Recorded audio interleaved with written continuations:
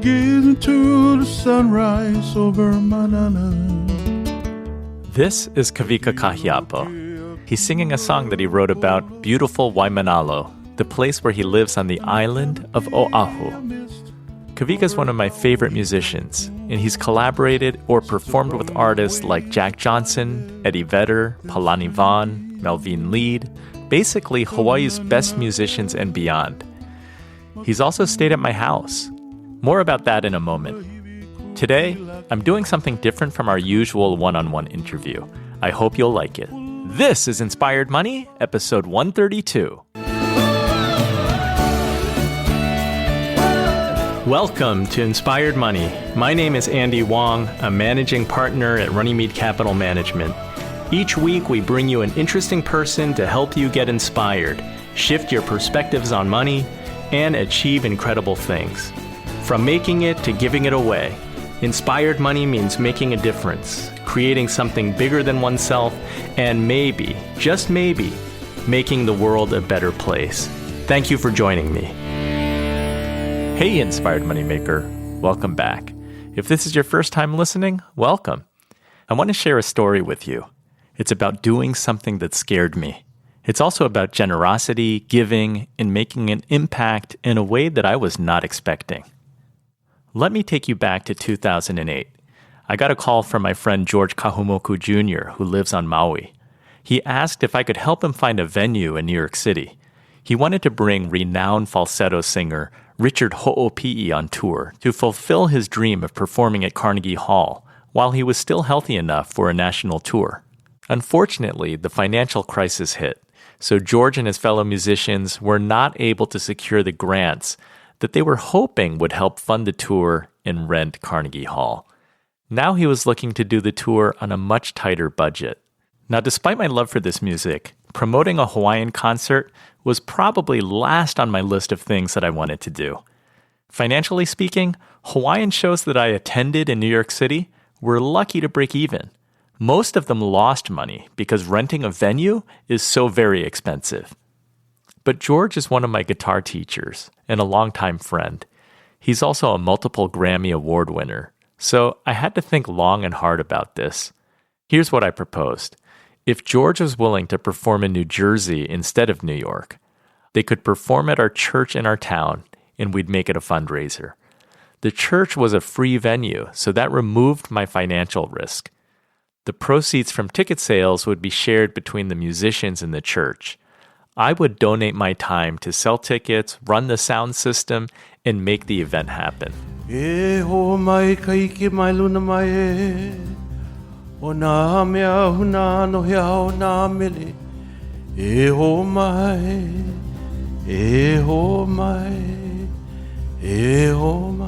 As you've probably guessed, I did end up doing it.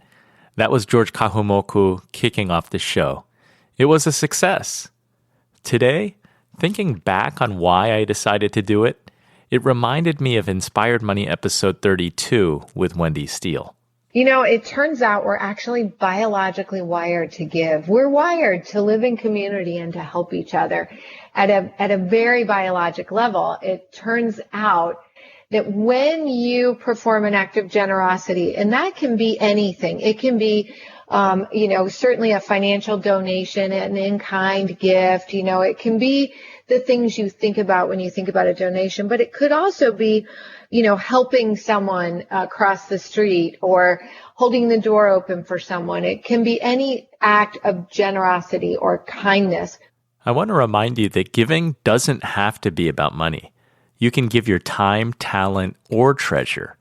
For me, organizing this concert brought together my ability to give with my hobby and love for music.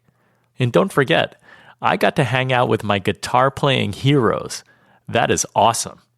Wendy says that there's another great reason to give, and here's the science behind it. What happens biologically is that your body produces oxytocin, and oxytocin is known as the trust or love hormone. The cool thing about oxytocin is that it does not survive with cortisol. Cortisol is your stress hormone. And so if you're generous, you naturally are not stressed. And likewise, when you feel stressed, the best thing you can do is become generous, because they have an inverse relationship with each other. When you have oxytocin in your system, which is this generosity hormone, it turns out that you are more creative, you're more empathetic, you're more ethical, you're more optimistic, you feel more connected. In other words, there are really significant benefits to you just by being generous. I want you to think about being generous. And again, it doesn't have to be about money. You can get creative and donate your time and talent. It can really be fulfilling and rewarding. Call me a glutton for punishment. I'm joking, of course, but on January 11th, 2020, I organized another Masters of Hawaiian Music concert, the 6th one that I've done. Here's me driving my car about 2 weeks before the night of the show. I was experiencing more cortisol than oxytocin. I am driving around town, stopping at every place that I can to hang up a concert flyer. I've got to say that promoting a show, there's nothing glamorous about it. It's about doing hard work. It's about running around and hustling and stopping at every supermarket, every Starbucks, every Dunkin' Donuts that I can find and asking if I can hang up a flyer. Luckily, when it's a nonprofit and it's a benefit concert, most people say yes, including libraries. So I am going to every surrounding town every morning on the way to work, stopping at post offices and trying to hang up flyers, because I do not know who is going to come through, see that flyer, and be interested in this Hawaiian concert. But it is scary. There's so much that's outside of your control. Last year, I hung up more flyers than I had ever done. And then on the day of the concert, there was an ice snowstorm. And as they say, the show must go on. So we still had the concert, but a lot of people were not able to make it who had tickets. And then very, very few, if any, showed up at the door to buy. So I'm hoping that the weather will be better this year. Now, this show was the first time that we had a Saturday night, which I was really excited about. In years past, the shows always fell on a Tuesday or Wednesday, always a school night. Even my kids were excited because they were going to be able to stay for the entire thing since there was no school in the morning. Helping me to document the process on tape? Not so much. I have a question for you guys. How are you guys preparing for this show? What? How are you preparing for this show? What are you doing this for? I may turn this into a podcast episode showing how we put a show together. I don't want to do it. Come on. Just talk. Just talk. Come on, the good talker of the family. Come on, the good talker of the family. Seriously. Seriously? In an effort to maximize the money for both the musicians and for the church, I try to keep the expenses as low as possible. And that's one of the reasons why we invite the musicians to stay at our house. So David Kawika Kahiapo, who you heard at the open of the episode, he has stayed at our house twice. George Kahumoku and his wife Nancy have stayed at our house 5 times. Nathan Aveo, Jeff Peterson, and the late Richard Ho'opi'i and the late Dennis Kamakahi. Because we welcome musicians into our home, we sit down for meals. We've shared really special times together. There are a bunch of Hawaiians in here? Yeah, how are you? Grab a chair, pull up on the air or something. How are you? You want to sit down with us or you got to... No, I'll let you guys eat. We're good there to be close by there. We can just drop off everything. Is that okay? Yeah, that's fine. What's up with the weather, huh? You guys brought good weather this time. Yeah. It's so warm, I had to take off my outer jacket. I had to take off everything. Me too, man. Some guys brought it on. Thank you. You have your shorts on. How are you, Sharon? Good to see you. You too. How's your jet lag? One of the other things that I like about hosting these fundraisers is that it's a family event. This year, my wife and my oldest daughter worked the door, selling and collecting tickets. And then our younger two were even helping with setup and sound check. 1, 2. Check, 1, 2. Check, 1, 2. Hello?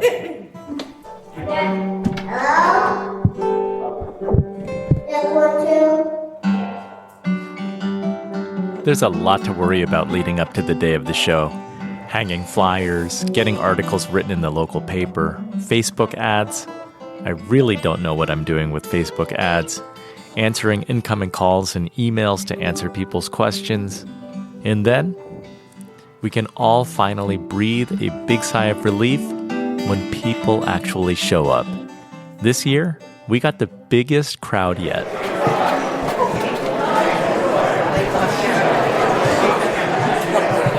If that weren't success enough, my friend Claudia and I were asked to open the show. Aloha, everyone. I'm so glad to see all of you here. I'm so delighted that you've all come out to support this benefit concert. I'm so excited to have Uncle George Kahumoku Jr. here, Ledward Kaapana, and Kawika Kahiapo. So Raymond Kane used to play this song, and I want to share it with you. Ulu Palakua takes us to the island of Maui.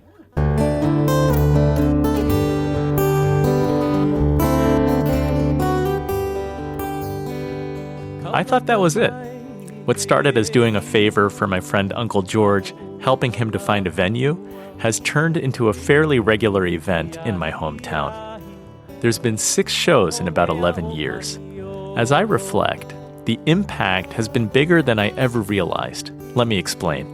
On the surface, I was happy to bring authentic Hawaiian music to my town. The church could raise a little money and host a unique event for the community.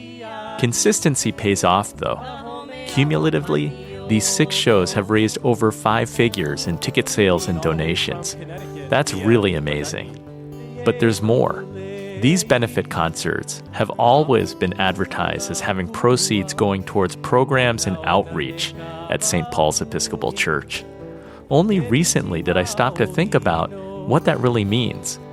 You see, our church believes in outreach as an active and diverse ministry. There are nearly 20 programs that our church supports either through donations, volunteering, or both. Let me give you a few highlights. The All the Way Up Adult Education Center in Newark, New Jersey, provides adult education services, including tutoring to prepare students to sit for the GED to earn a New Jersey high school diploma. Tutors are all volunteers and include some of our church members. The Interfaith Food Pantry and Resource Center provides food, education, and resources to families in need in our county. Jersey Battered Women's Services is a full-service domestic violence and domestic abuse prevention agency. And there's Jinny's Rainbow Comfort Quilts, a ministry where parishioners and friends make and donate lap quilts to adult cancer patients undergoing treatment at a local hospital. This blows my mind. It started with music, but look how this impacts the community in so many ways. I never expected my little show to be an inspired money story, but it is. Thank you so much for listening today. I want to close out this episode with a song by Kawika Kahiapo that he performed at the concert. But first, the Inspired Money theme song is by Jim Kimo West. Waimanalo is written and performed by David Kawika Kahiapo. George Kahumoku sang the Eho Mai chant. Claudia Goddard and I performed Ulu Palakua by John P. Elani Watkins. If you like this episode, please let me know by going to inspiredmoney.fm/Andy to email me. And please share Inspired Money with a friend. Thank you so much for joining me on this mission. In the spirit of Inspired Money, I'm sharing Kawika Kahiapo's song, Eo Ku Kia Imauna, that talks about indigenous rights and caring for the land. I know that this song frequently inspires people to make donations and support. Aloha. So, if you're not aware of what's happening among the local community back home, there's a situation happening on Mauna Kea with some stuff going on, and our people have been there trying to protect the mountain and its sacredness. by holding space and peaceful protest there now since sometime in this summer they first went to Occupy. And a couple of other situations were sparked by similar kinds of action. I belong to a group in my neighborhood a place called Sherwood Forest. There was some proposed development going down, and they did not follow proper protocol, EIS. And the location is on a national history, historic preservation.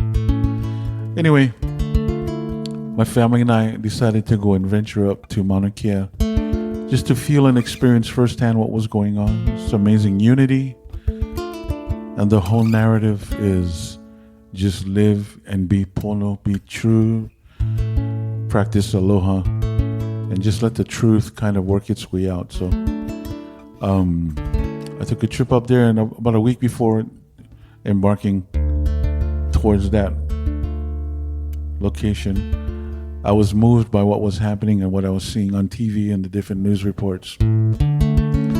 So I wrote this song about a week before I went up to Mauna Kea, and it just kind of captures the essence of what was happening with those willing to be arrested and taken away. And most of them were kupuna, were elders, and they chose to be on the front lines, to be the ones to be taken away. And so what really this is just stirring up a lot more unity among the people back home to just practice peaceful demonstration for a good cause, which is protecting our sacred mountain.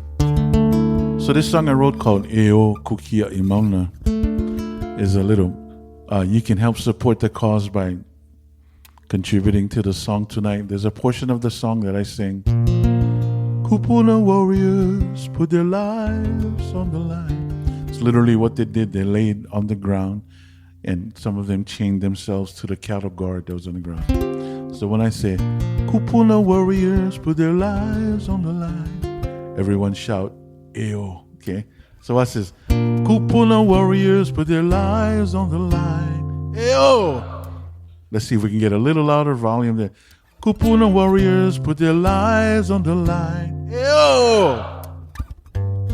Eo kukia imauna. Just the letters Eo, Eo, okay? So I'm gonna cue you.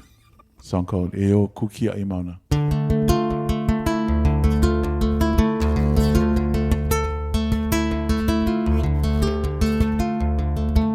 Our people hear the call, come one and all, as we unite on the mountain. For the powers that be manifest their greed and desecrate a motherland. We stand in kapu aloha, hand in hand we make our stand. Kupuna warriors put their lives on the line. Eo, Eo, kukia imauna.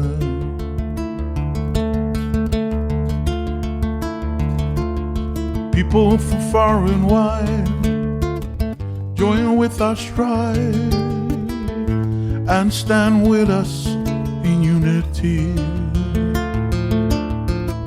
Solidarity for all the world to see. Truth will prevail and set us free.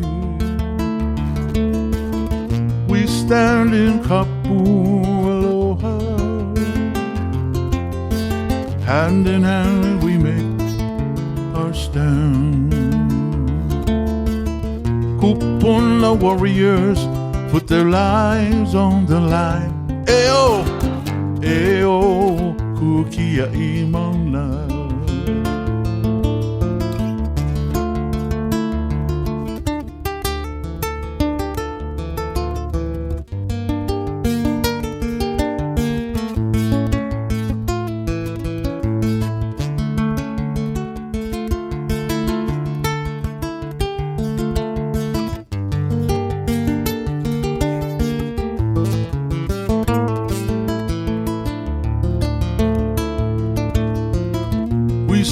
stand in Kapualoha.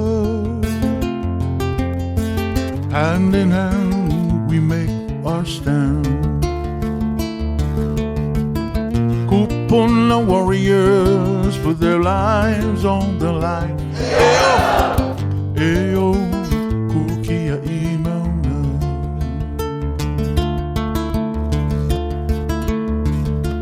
Our people hear the call, come one and all, as we unite on the mountain.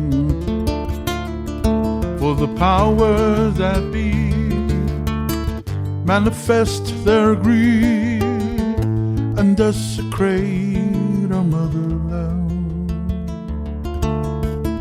We stand in Kapualoha, hand in hand we make our stand. Kupuna warriors put their lives on the line. Ayo, kukia imauna. Kupuna warriors put their lives on the line. Ayo, kukia imauna. Ayo, kukia imauna. Ayo, kukia imauna.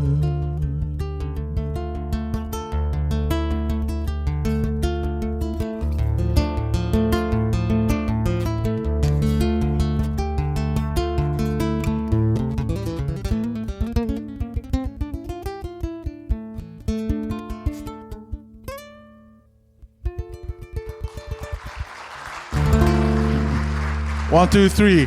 Hey-oh!